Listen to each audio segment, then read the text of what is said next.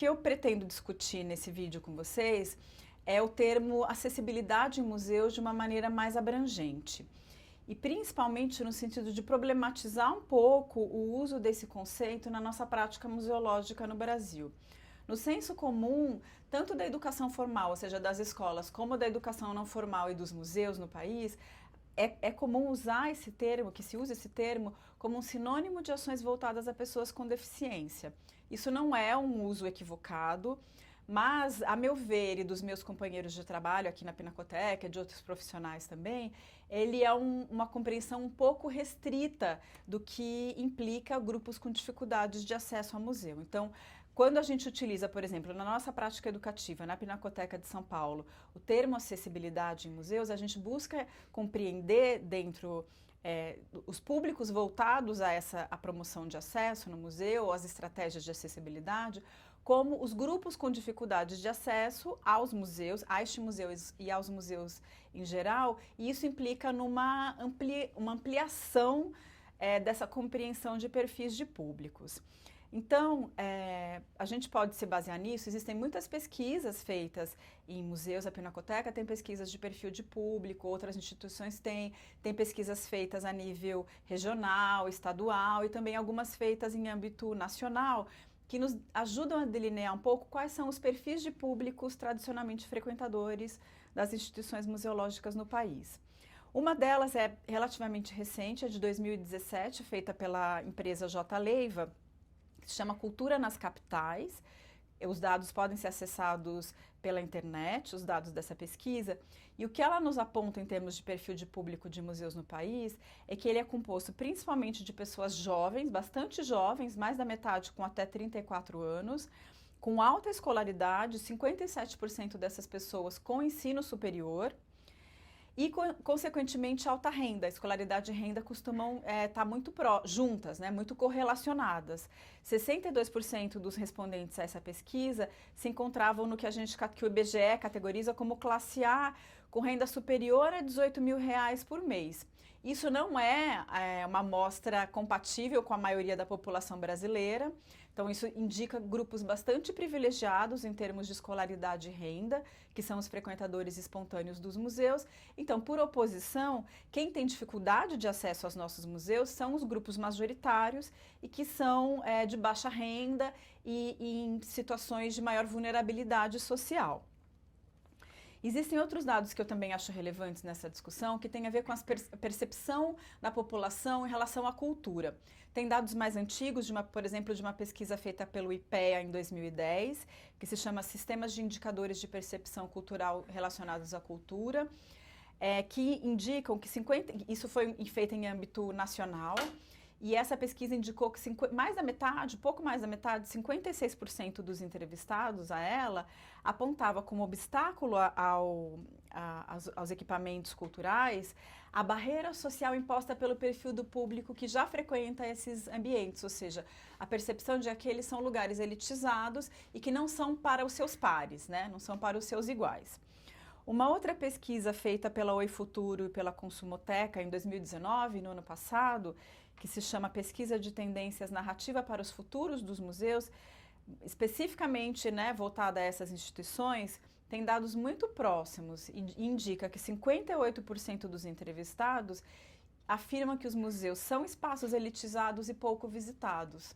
Isso, quando a gente compara com as pesquisas de perfil de público dessas instituições, a gente vê que não são percepções equivocadas, muito pelo contrário, são percepções muito agudas, muito acertadas da população com relação a essas instituições. E aí a gente chega numa primeira instância de barreiras de acesso aos museus, que me interessa discutir, que são as barreiras de caráter simbólico a essas instituições.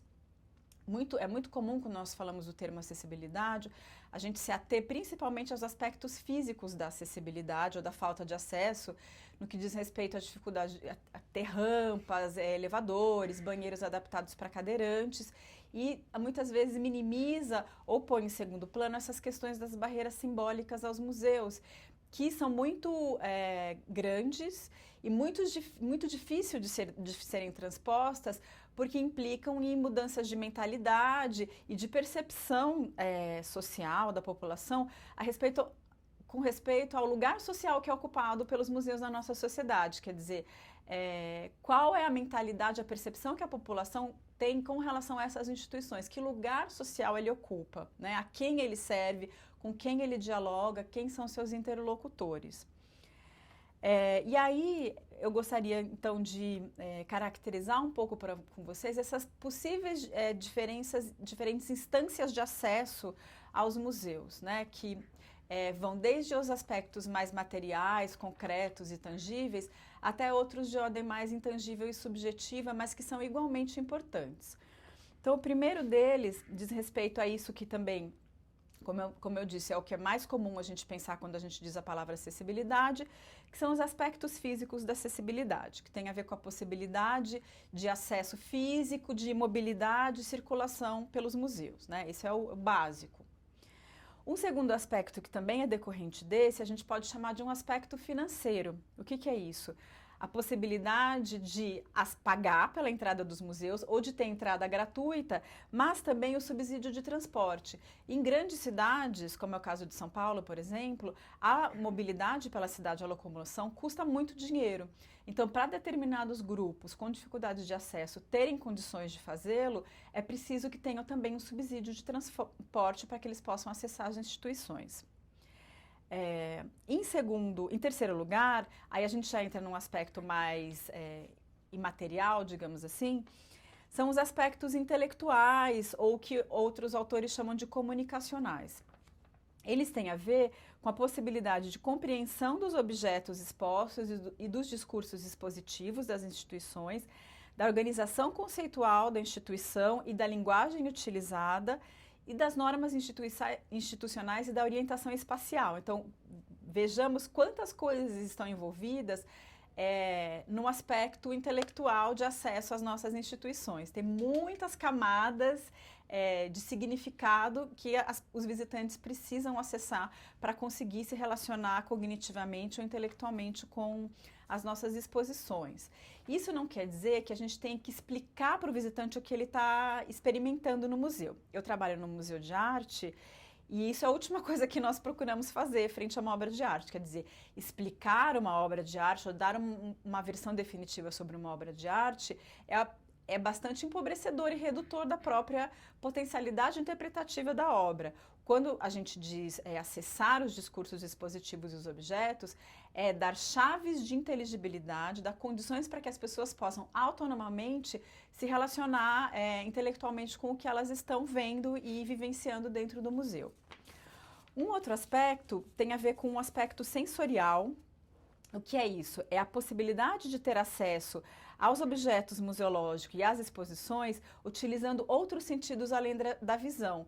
O sentido que a gente mais utiliza visitando o museu, predominantemente, é a visão, né? Então, como poder acessar essas exposições por meio, por exemplo, de aspectos táteis, olfativos, auditivos, e esse aspecto é fundamental para as pessoas com deficiência, né? Quer dizer, sem essa acessibilidade sensorial, muitos grupos de pessoas com deficiência não têm condições de acessar as exposições e as próprias instituições. Um outro aspecto é o que a gente pode chamar de aspecto atitudinal ou emocional, que tem a ver com o sentimento de acolhida pela instituição, de se sentir bem-vindo, aceito, respeitado, sentir prazer e confiança pela experiência dentro do museu e, de alguma maneira, se identificar com o que está sendo exposto na exposição. Quer dizer, então, se a gente pensar nessas séries de barreiras, primeiro a gente tem que conseguir chegar até o museu, né? Porque aí a gente também tem que falar um pouco do acesso à cidade, né? Quer dizer, o quanto não adianta você ter uma instituição absolutamente acessibilizada se o percurso até essa instituição não está minimamente adequado às necessidades de uma pessoa, por exemplo, com dificuldade de mobilidade, né? Então, você precisa acessar essa instituição, você precisa conseguir pagar a entrada, você precisa se relacionar intelectualmente com o que você está vendo, experimentar outros sentidos e ainda por cima se sentir bem. Quer dizer, isso parece que é muito, mas na verdade é parte integrante da experiência museológica também. Essa sensação de bem-estar e de acolhimento pela instituição é fundamental para os processos de acessibilidade e até de aprendizagem dentro dos museus, né? A gente sabe que os processos de aprendizagem, eles acontecem melhor, eles são mais bem-sucedidos quando o educando ou visitante, nesse caso a gente pode chamar, se sente bem psicologicamente, né? Quer dizer, o bem-estar psicológico influencia positivamente nos processos de aprendizagem. E, por fim, o que a gente pode chamar de aspecto cultural da acessibilidade, que tem a ver com a possibilidade de reconhecer a diversidade cultural presente na instituição, tanto nas suas exposições, então quer dizer, grupos chamados minoritários ou chamados marginalizados se verem representados nos seus discursos expositivos, mas também se verem representados na própria equipe de funcionários, né? Então, ou na própria comunicação visual da exposição. Então, pensar como os banheiros das instituições estão preparados para receber a população trans, ou ter outros grupos no corpo funcional. Aí eu também posso dar um exemplo da Pinacoteca nesse sentido, que teve um processo nos últimos anos de contratação para atendentes de sala de imigrantes, de pessoas trans. Então, isso também é uma maneira de dar visibilidade a essas populações, reconhecê-las e tirá-las um pouco de uma certa invisibilidade social. Então, existem diferentes maneiras dos museus promoverem essas estratégias de acessibilidade que não passam apenas pelos discursos expositivos e também não passam apenas pelos processos educativos. Isso também é fundamental. Pensar a acessibilidade como um tema que deve ser transversal às instituições e não responsabilidade apenas das áreas ligadas mais à comunicação museológica. Então é isso.